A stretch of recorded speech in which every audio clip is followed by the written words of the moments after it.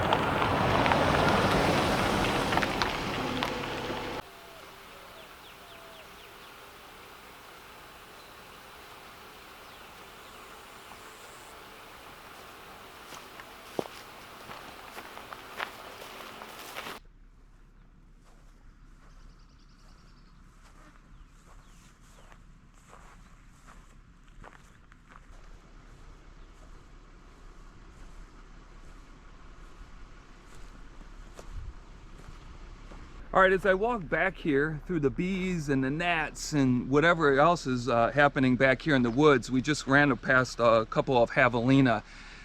This was Riverside Station.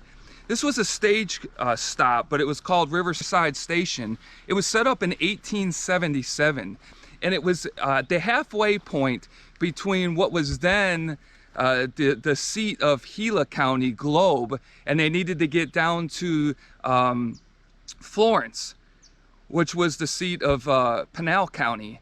Well, it took, when they started out from Globe, Arizona, it took all day to make it to this particular spot. And then from here, they would stay the night, they would get some food and rest, and then they would head out. Now, this was the most treacherous part, was from this spot here to Florence. And come the wintertime, I'm gonna actually take the Jeep down the original road and see what it was like, because there's a lot of switchbacks and you have to go through the mountains. It's an unbelievable scenery, but I can't believe people back in 1877 made this trip. But this was a main road for stagecoaches, and this was the only stop that the stages had. And because of that, and because of the remoteness of this area right here, there were numerous stagecoach robberies. So let's go back here, see what's left, and I'll tell you about a couple of those stagecoach robberies. I don't know if you can see it straight ahead. I hear the snakes in there, and there's a bunch of bees up that direction, but there is the foundation of the station right there. Now, the remoteness of the station is what brought the stagecoach robberies here, because people would hide out. They knew it took all day to get here. There was nothing between here and Globe, and there was nothing between this area and Florence. So it was a great place to come and rob a stagecoach, and they did numerous times. This is an actual very famous route. But there it is, straight ahead there. There are the foundations. I would love to try to get closer if I could.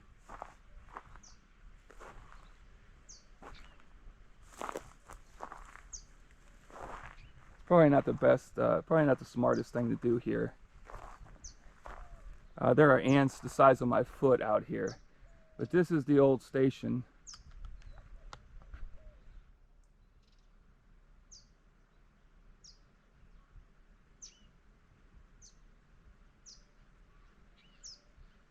Now, one of the people who came out here and robbed a stagecoach was Pearl Hart. Now, Pearl Hart made newspaper headlines all over Arizona and throughout the United States because she was a female bandit, and you didn't see that too much. A little history on Pearl Hart is that she ended up at the age of 27 in Phoenix in 1898.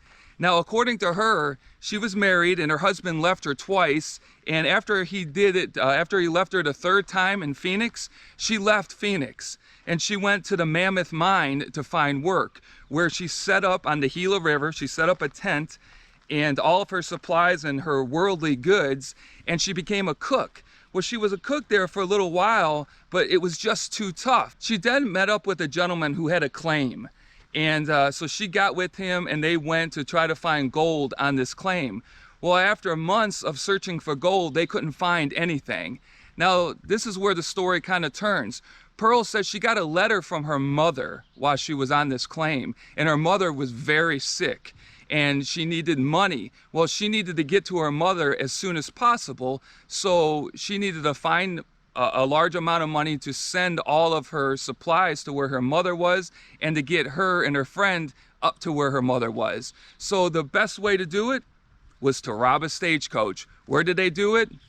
Right here at the Riverside Station. They hid right back a half a mile from here in an area like you see behind me, and they came out and they robbed a stagecoach, and that again made huge news.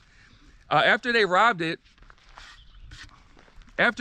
the stagecoach, they really didn't have a plan for getting out of here because it's so remote, and it's 32 miles to Florence, and you have to go over the mountains on a bunch of switchbacks. So they rode around and tried to hide out, but the sheriff of Florence found them a couple of days later, and he brought them back to Florence. Now, they tried both of them. They got a jury together and they tried them, and believe it or not, she was found not guilty.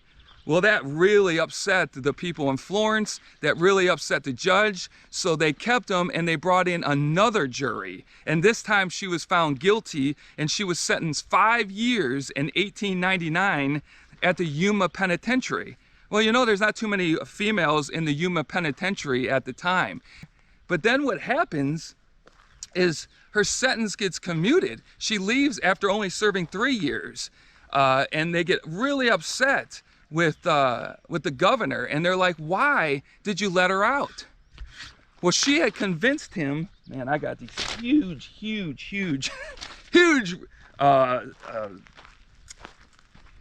ants crawling up my leg right now and up my shoes. She convinced them that she was pregnant, and because of politics like we have today, it wasn't any different back in 1902. Because of politics, he commuted her sentence, got her out of the Yuma Penitentiary. And so, even being in such a remote place back in 1877 when this trail was used and the Riverside Station was opened, right over here, 50 yards away, I'm going to show it to you in a minute, is the Gila River. And the Gila River overflowed a lot. So people would leave Globe or leave Florence, make this unbelievable full-day rough trip to make it here to get rest. And before they got to this area, they couldn't make it in because the whole area would be flooded out and the horses couldn't make it in. So they either had to set out, try to find another way around, which there definitely wasn't, or go all the way back to Florence or Globe and wait it out and then come back. So I'm filming the Gila River from inside because I just got outside and there are like 1,000 bees that came at me from that water.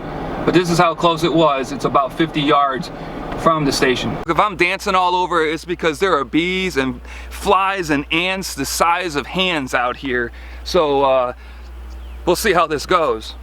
All right, one of the best known Arizona prisoner escapes happened a half a mile from this station right here, and that was the Apache Kid. Have you ever heard of the Apache Kid? The Apache Kid got his name because his original name nobody could pronounce. He was a young kid, but he hung around Globe and he would do all these odd jobs around Globe, so they called him the Apache Kid. Well, over time, the sheriff of Globe brought him on board to be one of the Apache police. So every time they got sent out going out against Apaches, they would bring the Apache Kid. Well, years later, he became this unbelievable fighter. He was unreal.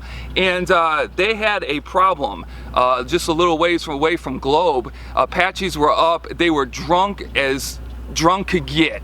And so he sent the Apache Kid to go up and arrest them, stop the alcohol flow, and get these guys in control and bring them back down. So he went up there, but instead of stopping it, he actually indulged in it. And he was gone for a couple of days. That's really ticked off the sheriff. So he sent word to the Apache Kid, you better get down here and bring everybody with you. So he did. He brought everybody back to the jail. But a skirmish broke out in the jail and the sheriff was shot in the ankle, which crippled him for the rest of his life. Well, he blamed the Apache Kid and he had nothing to do with shooting the sheriff. So he was arrested on assault charges and was going to be taken back to Globe to be tried. And he was found guilty, and so were 7 other Apaches. So what they did is they loaded them into a stagecoach up in Globe, and they were going to bring them to Florence and then put them on a train and send them to the Yuma Penitentiary.